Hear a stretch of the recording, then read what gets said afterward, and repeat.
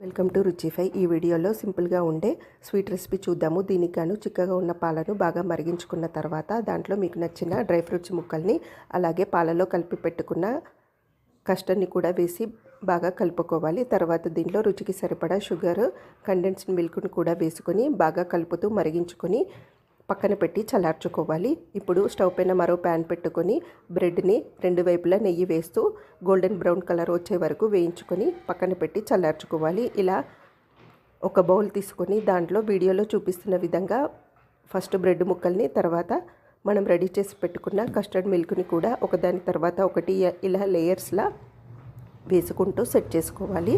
చివరగా పైనుండి మీకు నచ్చిన డ్రై ఫ్రూట్స్ ముక్కల్ని అలంకరించుకోవాలి.